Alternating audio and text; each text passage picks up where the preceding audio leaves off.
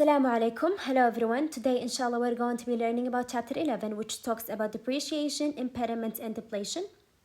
And this is a continuous of a chapter 10 where we've talked about the acquisition of PPE and we've talked about the disposal of PPE. So what we've learned before is that when we acquire any PPE, this is the process of number one. Okay, when we acquire PPE, we will use that PPE, we'll use that asset over time, and then we will dispose that asset maybe by selling that asset or replace that asset. But what we are going to be learning today, which is process number 2, while we are using this asset, what's going to happen exactly? So this is what we are going to be looking for, which is the depreciation. This is the depreciation process, which is while we are using this PPE, what's going to happen. So talking about depreciation or the method of cost allocation, I'm going to give you an example to make it more simple to you.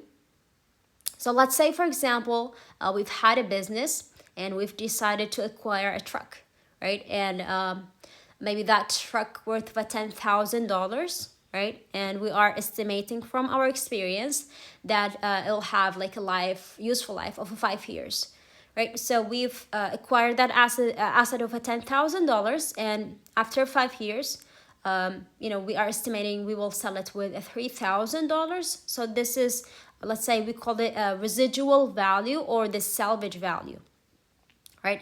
So the difference between the original cost and the salvage value or the residual value is the amounts that we're going to expense through depreciation, right? So what usually students make mistake is that they will expense the residual value. Make a note is that you will never ever expense the residual value. What you're gonna depreciate is that the difference between the original cost and the residual value. Okay, so saying that is depreciation is the accounting process of allocating the cost of a tangible asset. This is, we call it a process of allocating the cost to expense it, right? But it is a tangible asset. It is not just it is like a tangible asset where you can feel them, see them, and touch them. And here we are talking about like equipment or building or maybe machines. We are not talking about lands.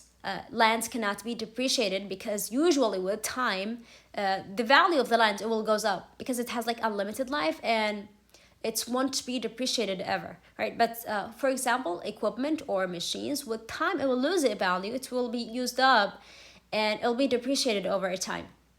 And there's like reasons for depreciation, maybe just time. Even sometimes if you don't use that asset, and you kept it in the corner, with time it will lose its value.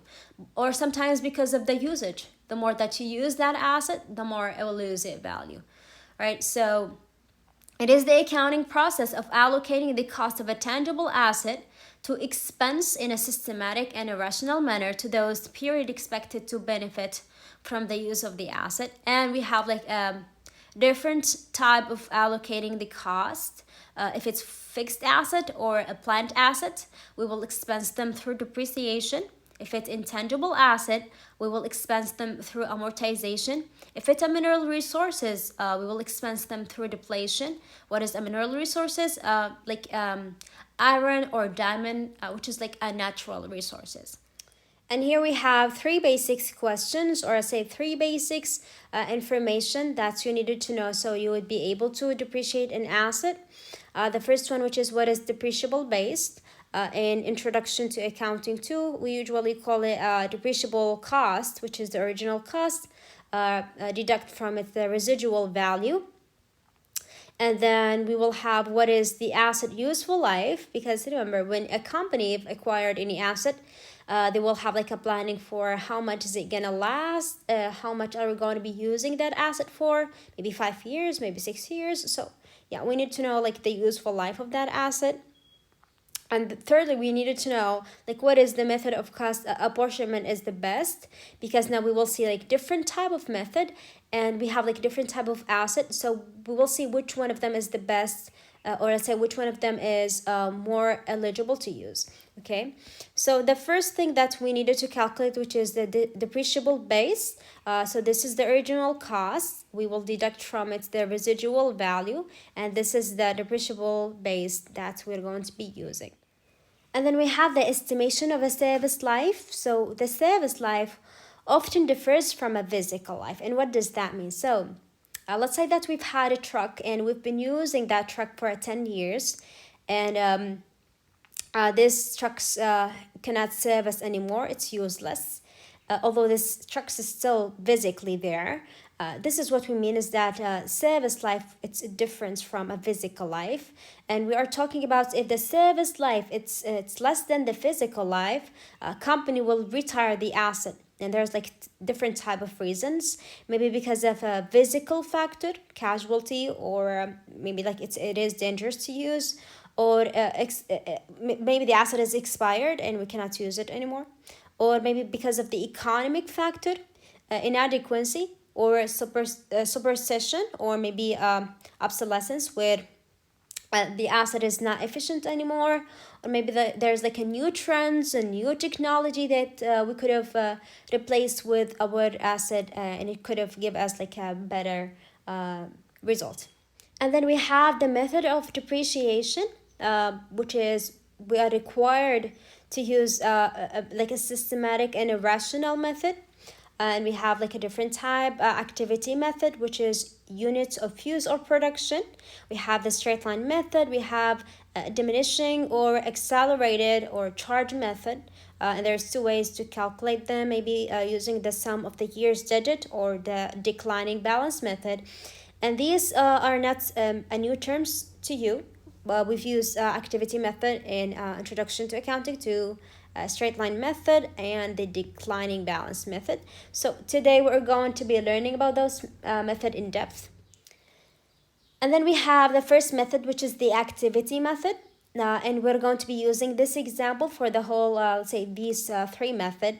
We have the cost of a crane, we have an estimated useful life, and we have an estimated salvage value, and we have a productive life in hours. Sometimes you will be provided with the years instead of hours. So they said if Stanley used the crane for 4,000 hours the first year, the depreciation charges would be, so you will have a cost, which is original cost, deduct from the residual value, and this is the depreciation based, right? Okay. And this is, and then you will divide it by the total estimated hours, and then you will multiply it with the hours for this year. So this is the amount that's going to be depreciated for the first year. Then you have the straight line method, which is really straightforward and the easiest method to use. So we have same example. So what we are going to be doing is that we will have a cost, deduct from it the residual value divided by the estimated service life. And then this amount, which is the $19,000, would be depreciated over time with the same amount, which means this is, if we have like a graph, this is year 1, year 2, 3, 4, and 5, right?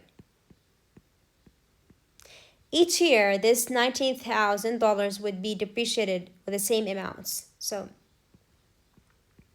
if we draw a line, it will be a straight line. That's why it's called the straight line method, because this amount is going to be depreciated over time, like with the fixed amounts. And then we have the diminishing or charge method, where there is two ways to calculate it. We have the sum of the years digits, which is each fraction use the sum of the years as a denominator, okay, which is for year 1 we have 5 years is remaining. For the second year we have 4 years is remaining, and 3, 2, 1. You will add them all together, you will have 15. So this is the denominator. Using a math calculation, you could have used this calculation of this formula, where you will have like the useful life, and then multiply by the useful life plus 1 divided by 2, you will have the same amount. And then for the numerator, you will have the number of years of estimate life remaining, right? So you will, if you look at this schedule, we have year 1, the depreciation base, which is the cost minus the residual value, which is this amount minus the residual value. And then you will have the remaining life in years, because in year one there is still 5 years is remaining for that asset. And then you will have the depreciation fraction, which is we've already calculated here, and this is the remaining. And then if you multiply the depreciation based with the depreciation fraction, okay, fraction with years, you will have the depreciation expense. And then to calculate the book value, if you wanted to calculate the book value, you need the original cost deduct from it the accumulated depreciation, right? Accumulated depreciation. What is accumulated depreciation? If you add up all the depreciation expense, you will have the accumulated depreciation. So for year one, if you deduct the cost, which is $500,000 from the depreciation expense, which is this is accumulated depreciation for year one, and then you will have the book value. For year two, if you minus the cost from the accumulated depreciation, which is for year one, and adding to its year two to expense for 2 years, you will have this amount, and you will do this over and over and over. What I want you to make sure is that you will not expense the residual value. This amount is going to be it is not the amount that we're going to expense. We are going to expense this amount, right? This is the residual value or the book value. Then we have the other method, which is the declining balance method. We will utilize a depreciation rate, which is a percentage that is some multiple of the straight line method. So in this straight line method, if they said like there's 20% percentage, we're gonna multiply this with a 2 and then it's gonna be 40%, and we're gonna use this as a rate declining balance. And we will not deduct the salvage value in computing the depreciation base, which is we're gonna use the original cost to compute for the depreciation. So here, if you look at year one, we've had the original cost multiplied by the rate of declining balance. You will have the depreciation expense, and then you will have the same amount for accumulated depreciation because it's for year one. And then the book value, which is the cost, deduct from it the accumulated depreciation. And this book value for the end of the first year, it's going to be the same as the book value of asset for the first year, the year two.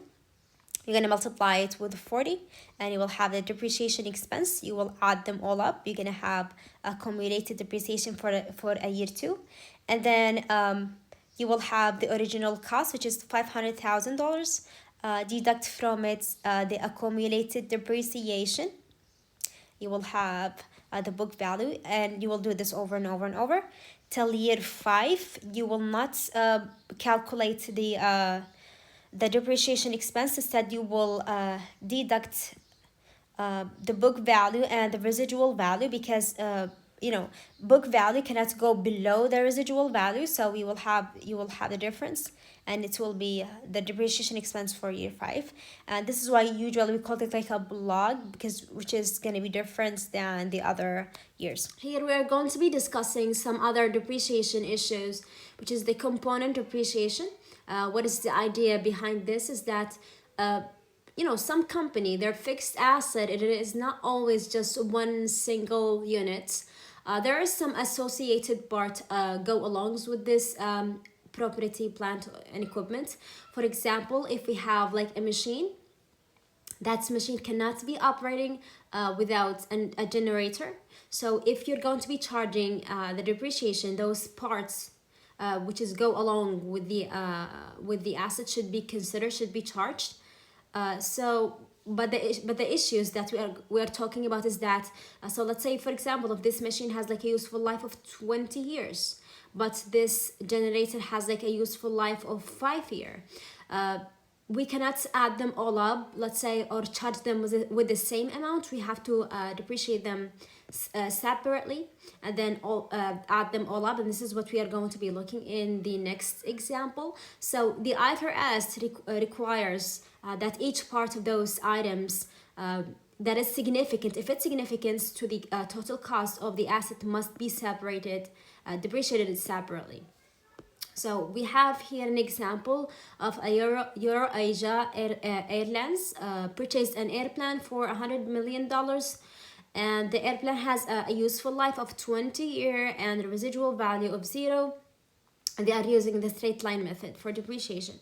Okay, so they gave us like frame, engine component, other components, and this is the amounts, and this is the useful life.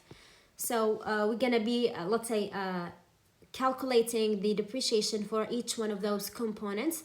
So this is the amount gonna be divided by the useful life. We have the depreciation for the airframe, and then for the engine for the other component, and this is the total depreciation. Or to say this is the total for depreciation, and then we'll have the journal entries, which is depreciation expense and accumulated depreciation. And if you look at their financial position, what's going to happen is that they will have non-current asset, which is the airplane, less accumulated depreciation, which is contra an asset account to reduce the assets, and it will show up in the financial position, as we said before, at a net depreciation. And here we have other depreciation issues, which is depreciation in a partial period. What's happened if the company, let's say, purchased an asset in the middle of the year, they've used it only for a period of the time instead of using it for like a full year. So how are they going to be calculating the depreciation? So for a partial period, so first of all, the companies, they will determine the depreciation expense for the full year, and then they will divide it by let's say the month or the period involved. And this process should have continued throughout the useful life of the assets. And then here we have an example of Maserati. They've purchased a new machine, and which is in August 1. Okay, so from August 1 till like December 31, this is the period that we are talking about.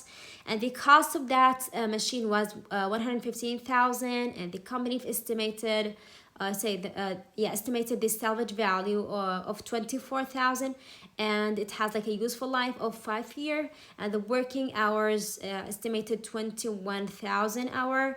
Okay, so we are going to be computing the depreciation expense for the form method, straight line, and activity method, summation, and the double declining balance. So first we have the straight line method. So we have to calculate the depreciable base, which is the cost, deduct from it the salvage value, and this is the useful life, and then you will have the annual expense, which is going to be fixed because we are using the straight line method. And then remember, in year 1, we've used it only from August 1 till December 31, so just for 5 months. So we will divide 5 by 12, and then you will have the current year expense, which is same as accumulated depreciation because we are talking about year 1. And then here we are going to be having no partial period because we've used it for the whole year. And then in year 2024, remember, there is still, from that 5 months, there is still 7 months is remaining because the useful life is for 5 years, and we have to, we have to calculate for this whole year. And in year 1, we've only calculated for the 5 months, so there is still 7 months remaining. So we will calculate that amount, and the accumulated depreciation should have equaled the depreciable base. And then we will make the journal entries, which is a depreciation expense and then accumulated depreciation. Other than that, it's been explained in the previous slide when we've discussed the straight line method. There is no mode of explanation as much as you know how to calculate the partial year, and then other than that, it's gonna be easy to calculate. And then we have the activity method, where we were assuming that 800 hours used in 2019. And first of all, we needed to calculate the rate per hour. So this is the depreciable base divided by the estimating hours work. And then you will have a rate for per hour. And then what you are going to be doing is that the hour used gonna multiply by the rate, and then you will have the annual expense. And then, because remember, there is let's say it does not matter if we are using the partial or full year, because it depends on the hours that we are using. Okay, so it's gonna be multiplied by the annual expense, and then you will have the current year expense, accumulated depreciation. You will do this over and over and over, and then you will have the current year expense, and then you will let's say debit the depreciation expense, and then credit the accumulated depreciation. And then we will have the sum of the years digit method. So first of all, we have to calculate the depreciable base, which is the cost minus the salvage value. And then you will have the year, which is in the denominator and numerator. You will have like year 1 plus year 2, 3, 4, 5. You will have, which is 15. And then there's still 5 years remaining. You will have the annual expense, and then you will have the partial year, because we've only used for 5 months. And then you will have the current year expense, and then accumulated depreciation. For the 2020 is that you will have the depreciable base. And remember, here we did not use the whole year of year 1. We've used only 5 months from the whole year, isn't it? And so what we usually do is that we said, okay, 5 years remaining, but still there is 5 months here, or say 7 months here is still remaining that we did not use. So we will say 7 months multiplied by 12, which is 0.58. And then you will say like a 4 year and 5.8 is still remaining. And then you will have the annual expense, and then you will have current year expense, and then accumulated depreciation. And then each year you will say 3 year and 5.8 is still remaining till the end of year 2024. You will have this remaining to let's say for the usage of that year to close or let's say to use that machine for those whole 5 year. You still have 5.8 is remaining. And then you will have the current year expense. And then you will make the journal entries, which is depreciation expense for the first year, and then you'll have accumulated depreciation. Lastly, we have the double declining balance method, where in the depreciable base, we're going to be using the cost, and then we will have the rates per year, which is, if you are assuming in the straight line method, we have 20%. We will multiply it by 2 because it's double declining method. And then we'll have the annual expense. And then we'll have a partial year because we've used only 5 months. And then we'll have the current year expense. And then remember, how are we going to be calculating the depreciable base for the second year? Is that we are going to be having the original cost will reduce from it the expense for the year. And then it's going to be the book value of the next year. And then we'll have the rates multiplied by 14. You will have 40, which is you'll have annual expense. And then this amount is same going to be the current year expense. And then for the fourth and for third and fourth year, it's going to be the same. And then lastly, remember, we are not going to be calculating the depreciable base. Instead, you will reduce the amount from the accumulated depreciation from the depreciable base. So we will add up all these accumulated depreciation, and then accumulated depreciation, and then you will reduce it from the depreciable base. You will have the depreciable base for the last year, and then you will multiply it with the rates. You will have the annual expense. And then remember here, what are you going to be doing is that you need to have the depreciable base at the end. So you will add up all these number, and then you will deduct it from the depreciable base. You will have the current year expense, and then you will make the journal entries, which is the depreciable expense, the accumulated depreciation. And this is the last method. And then we have some others, let's say depreciation issues, which is revision of depreciation rate or revising the depreciation rate.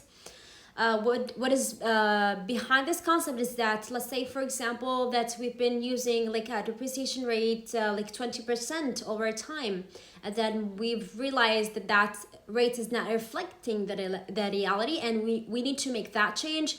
We need to correct that rate. So the question is, are we allowed to do this? Or company, are they can correct the depreciation rates?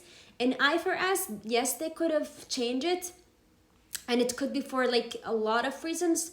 Like for example, maybe like the company were estimating that that asset, maybe it will have like a useful life of 5 years, and then when they started to use that asset, it turns out that it could have last for like more than this 5 years.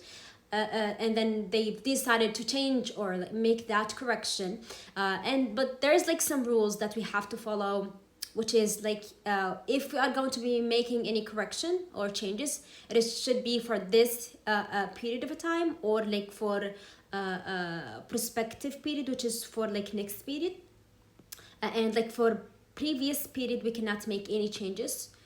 So if we make any journal entries, we cannot go back and change it, and we have to make that change in a formal, in a right manner.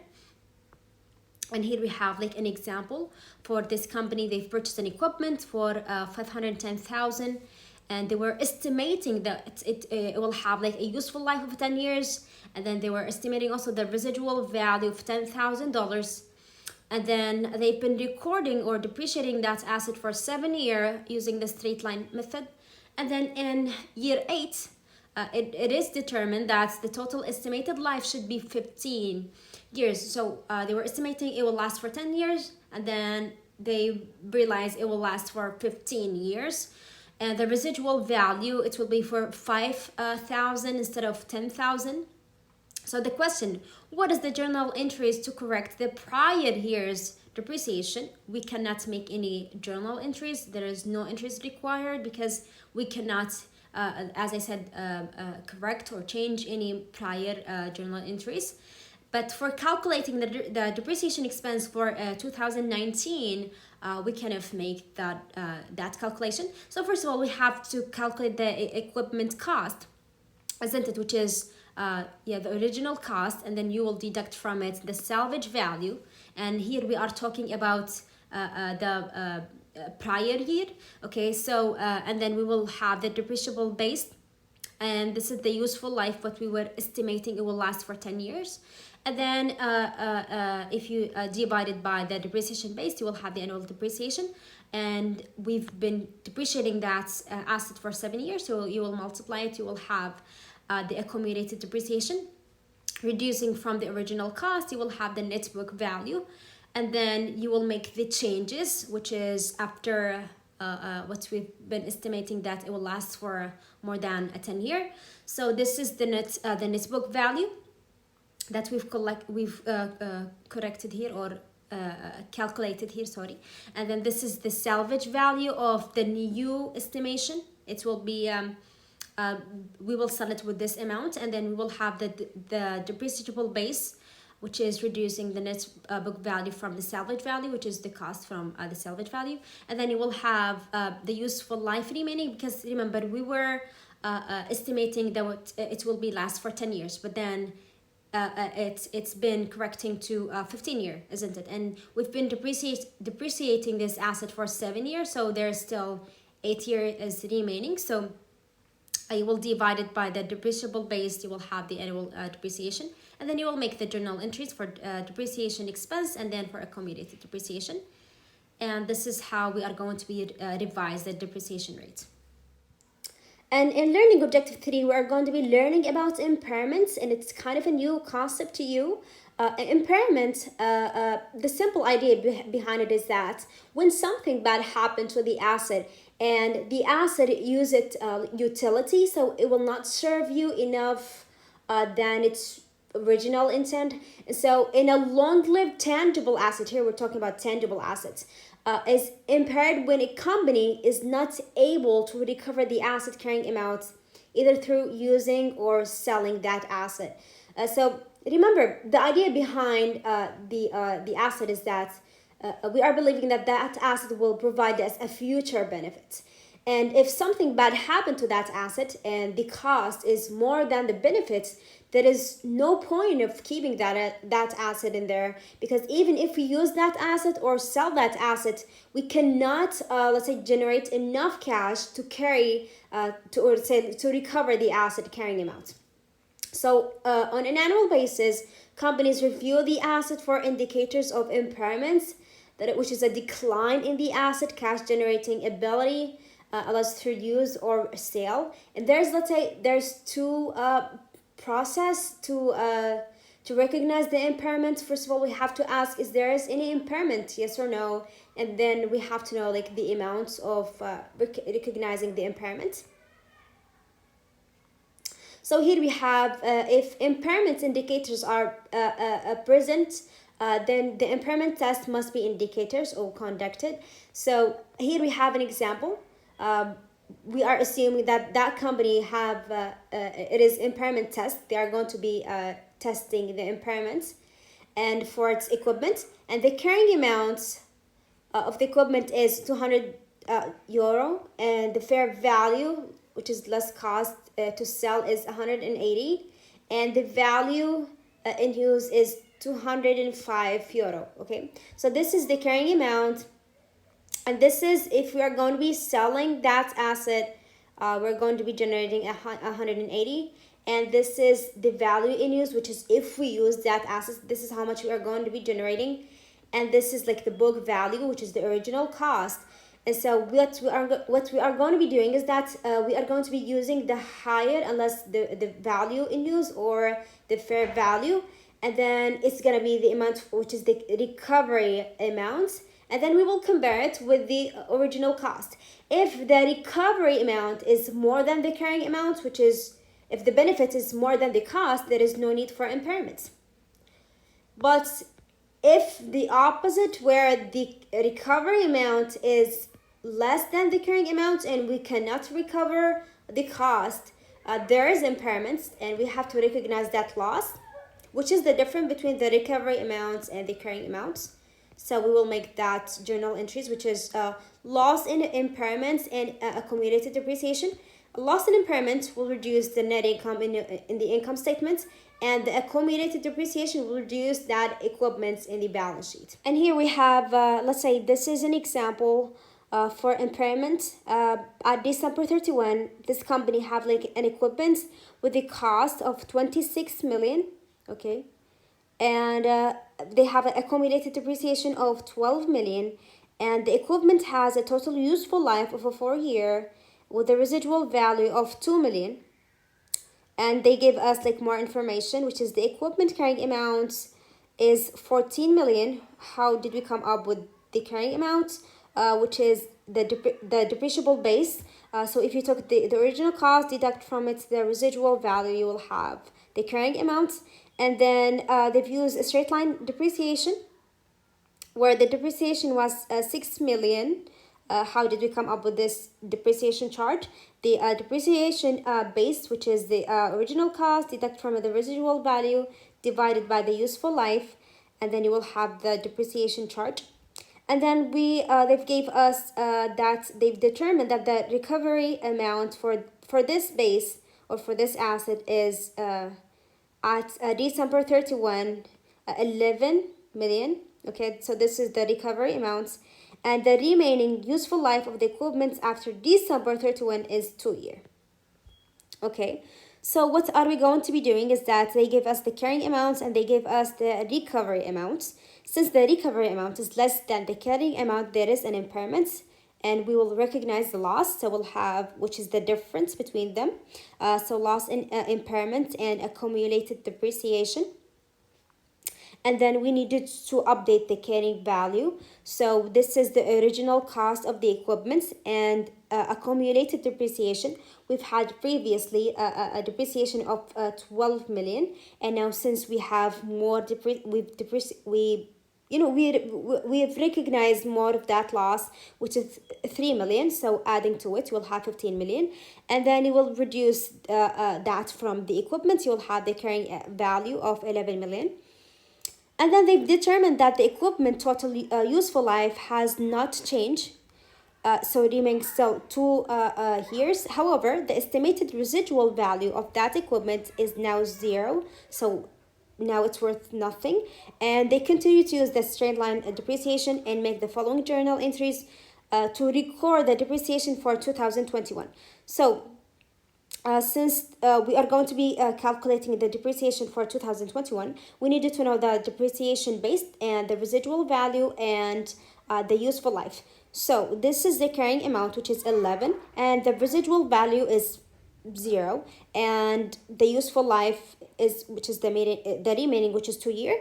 So 11 divided by 2, because since it is 0, so there is no need, and divided by 2, you will have 5,500,000, we'll have depreciation expense and accumulated depreciation. And then here we have the reversal of impairment loss.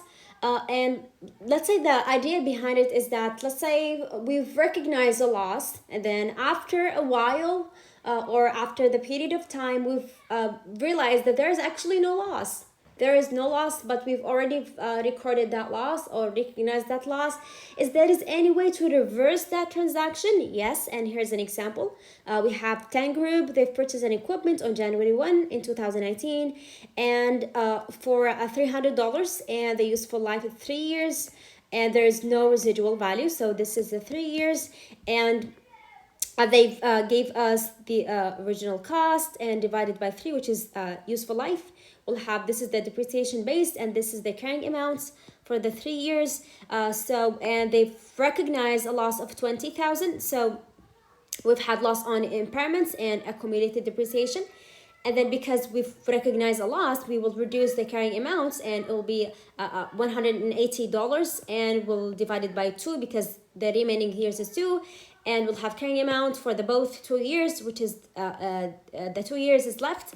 And then because after that time, which is in 2020, they've determined that the recoverable amount of the equipment is 96. So 96,000, and the carrying amount is 19, which means the carrying amount is more than the recovery amount is more than the carrying amount, which means there is no loss. So we have to recover that 6,000. So we will reverse the transaction. So we usually let's say credit accumulated depreciation, but we will debit that amount, and we will credit the recovery of impairment loss. And here we have cash generating units when it's impossible to assess a single asset for impairment because the single asset generates cash flows only in combination with other assets. And remember, in depreciation based, where we've talked is that sometimes some fixed assets, it is not only like one single unit, there is some other parts associated with that asset. And in this case, if we wanted to identify or say the generation cash flows, we cannot identify them separately. Instead, we will group them, and then we will identify the generation cash flow as a group. Then we have the impairments of assets to be disposed of, where we will, let's say, hold the asset till we sell it or dispose it. And in this case, first of all, we have to report the impaired asset at the lower of cost or net realizable value. And this is what we did before, is that the fair value, we will deduct it from the cost to sell. And then we will not depreciate or amortize the asset because we are just keeping them and held, so we are not using those assets. And also we can write up or write down the assets held for disposal in the future, as long as the carrying amounts after the write up never exceed the carrying amount of the assets before the impairments. And here we have a graph of accounting for impairments. Let's say this is kind of a brief summary of impairment. First of all, we have to ask the question, is recovery amount is less than the carrying amount, which means is the benefit is less than the cost, or let's say is the cost is more than the benefit. If it's no, that's a good thing, which means there is no impairments. If it's yes, which means there is impairments, it's different from the assets. If we are holding that asset for use, first of all, we have to recognize the loss. Second, we will depreciate the new cost. Thirdly, if there is any reversal, we will make that. And then if the asset is held for sales or disposal, first of all, we have the fair value will be reduced from the cost to sale, or sometimes we call the net realizable value, or lower of cost or fair value less than the cost to sell. And then no depreciation will be taken because we are just holding that asset for sale or disposal. So yeah, this is the end of the impairment concept. And lastly, we have the depletion, which is same concept as depreciation, but used for natural resources. So and there's two type of let's say natural resources: biological assets, for example, timberlands, or like an ocean with fishes. And we use like the fair value approach, which is gonna be not included. And then we have a mineral resources like oil, gas, mineral mining. And those mineral resources, it's a complete removal or consumption of the asset, because remember those assets like under the earth and we have to remove them. And because when you remove them, it's not let's say it's not a renewable asset, unless it's like with the God act or something happened, but it's not a renewable asset. So replacement of those assets only be an act of God. So depletion, it's the process of allocating the cost of a mineral resources. And to allocate the cost, we need to know the depletion base, as what we did before with the depreciation. But here the cost is different, because remember we are going to be looking for those places like mining, or like what is called, those oil or gas mining or something, or gold or silvers. So we will have like, before even exploring the place, maybe we needed to do like research, or we will have like an expert people to work on, maybe to look for the sites. So all these costs is included for exploring and evaluating the place. All these costs is included, developing the site, maybe working on it. All these costs is included, and it's going to be part of the depletion base.